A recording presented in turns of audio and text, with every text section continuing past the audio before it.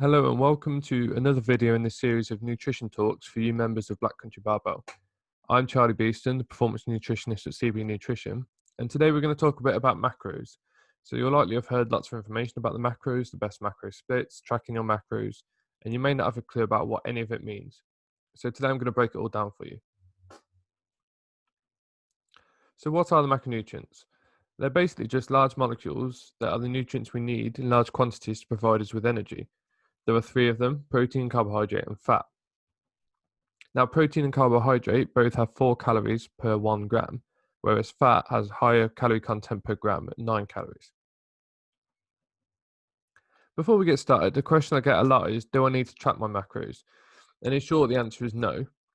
Understanding the calories and macros in your food can be a useful endeavor for you, but it's not the be all and end all. It's just one tool in the toolbox that you have that you can use at some times.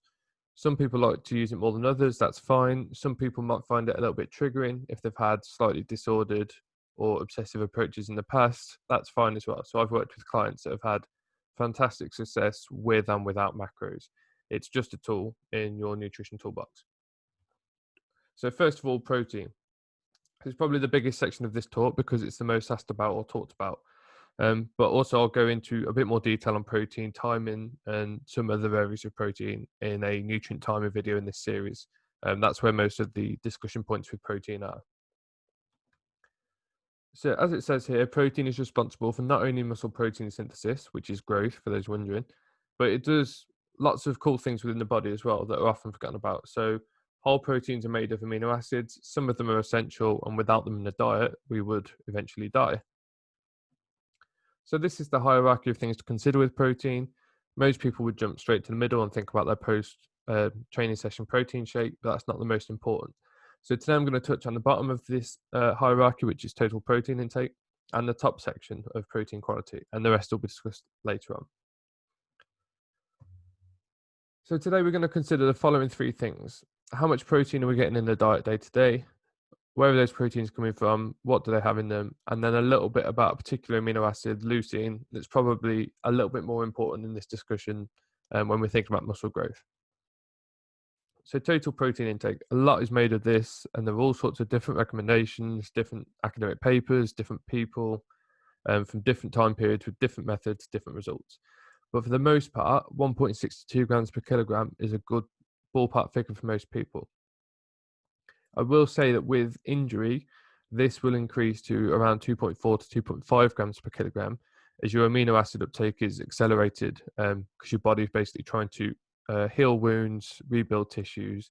There's a bigger chance of muscle loss, so we generally try and increase protein intake for those individuals.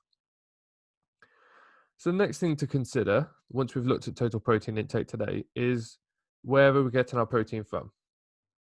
Now, you might have seen images like this from before, normally from supporters of a vegan diet or from vegan social media pages. I don't have an issue with veganism, and if people want to be vegan because of ethical reasons, I support that and help them with that. But this is misinformation because it's looking at the total protein content per 100 calories, not per serving, and also not what the amino acids are. So as you can see here, practically you'll need a lot of broccoli to match steak. You're not going to eat 600 grams of broccoli, but you probably would eat 80 grams of steak. Steak is also very high in leucine, which we'll come on to, and broccoli isn't. So this is a really simple analogy for amino acids. They're all used to build the wall, which is muscle protein, and we need all of them to do that. You can see there that leucine is the coffee, basically, that allows the builders to speed up their work and build the wall quicker. It's a trigger, so it triggers muscle protein synthesis. We should probably be looking at leucine at each meal, where we get it from and how much we get. Animals and animal products are pretty rich sources of leucine, whereas plant sources aren't. That's generally where plant sources fall down slightly in comparison when we look at protein. And vegans probably need to look at mixing up different protein sources to make sure that they get a wide variety of amino acids, including leucine. This image shows that branched chain amino acids might not be the be all and end all as well, that some people are. So a lot of people take BCAAs or think they're important. So the BCAAs contain leucine, which does stimulate muscle protein synthesis, and as well they contain isoleucine and valine as well. but they're short on other proteins. So they've got leucine, which is the trigger for growth, but there's no substance behind that growth, behind the trigger. There's no other bricks. There's no bigger thing to build the wall with.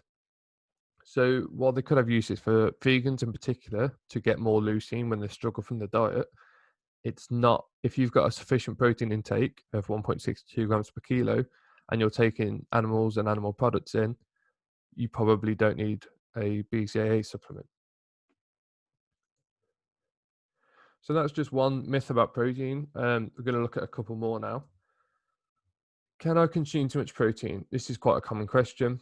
And in short, if you're a healthy individual with no illness, particularly no kidney disease or illness, the answer from the research is no. There's no maximum amount of protein. The research has looked at this, has looked at participants eating twice as much as the highest intakes I've recommended here, so over 4 grams per kilogram of protein of your body weight.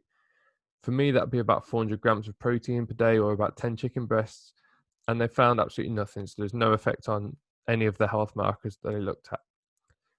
So it's more about whether you want to and whether you should.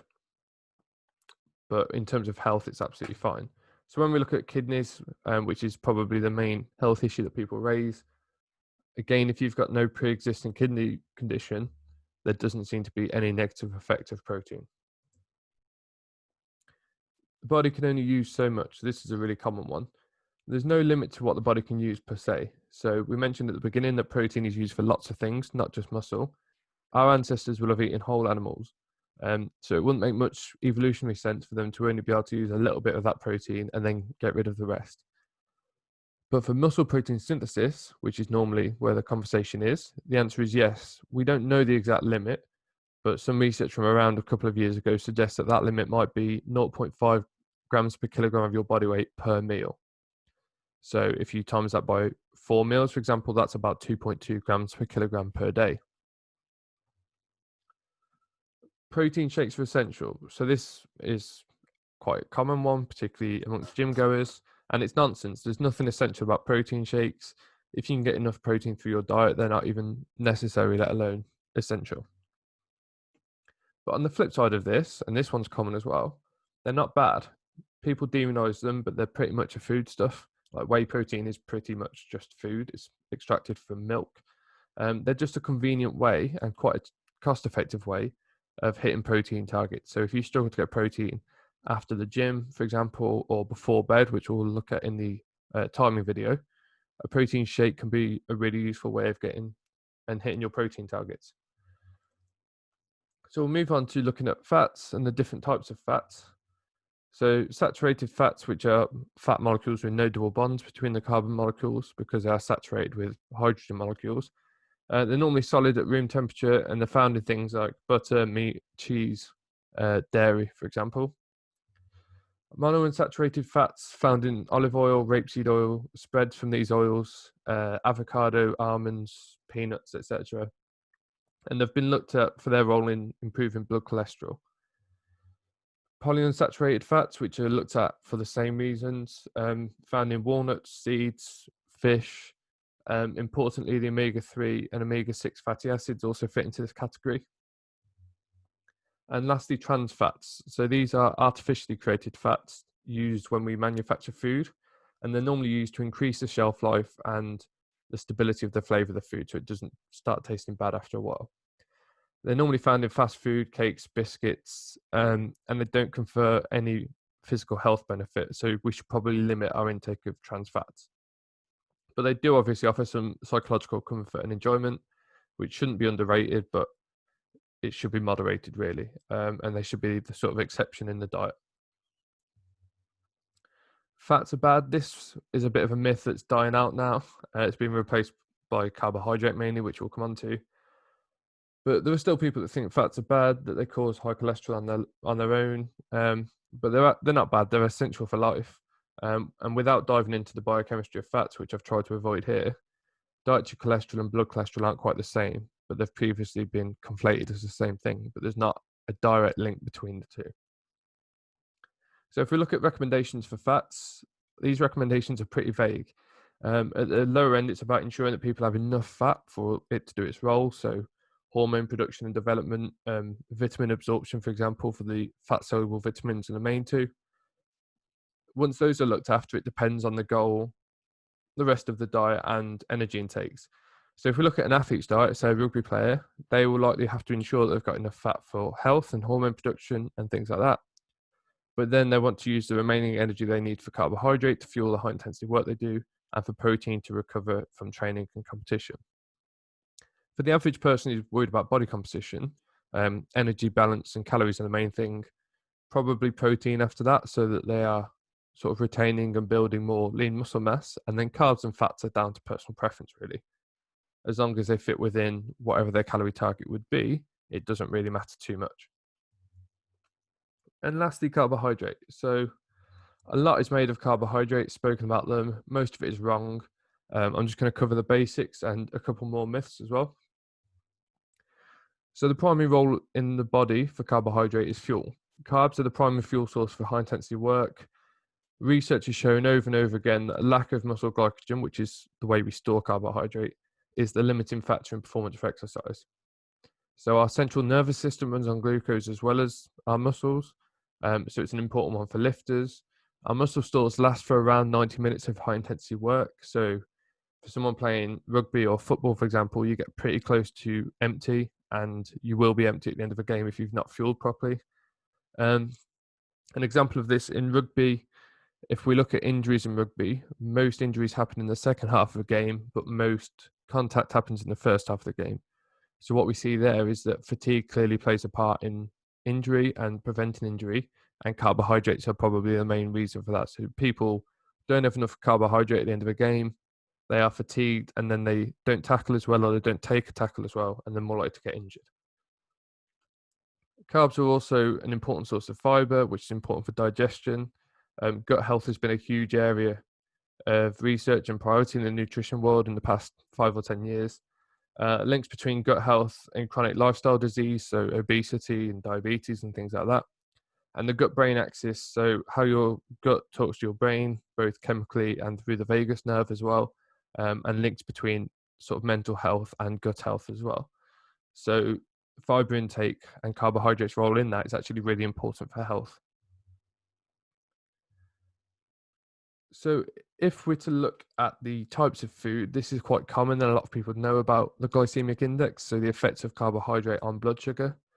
But it's probably not as big a thing as people have made out. So blood sugar is different based on the carbs consumed. So a high GI carbohydrate, which are normally more sugary carbs, have a more rapid, pronounced effect on blood sugar, which is shown in this graph. This might be what we want around a session, for example, or during a session, and then low GI is the opposite. So it's a slower, more gradual increase and fall in blood glucose. It's worth noting that if you consume protein, fat, or fiber, or anything that slows digestion down with these carbohydrate sources, that will affect the blood sugar increase. So if you had something sugary, but you had it with those other macronutrients, it will slow digestion and you won't see the rapid rise in blood sugar. So we're going to look at some myths again. So the first one, do carbs make you gain weight or mass? And the answer to this is they actually do, but probably not for the reason that people think, and we'll come on to that in a moment. Carbs don't make you gain body fat, however. So body fat gain, as I spoke about in the last talk, is down to energy balance. Mass and body fat aren't the same thing.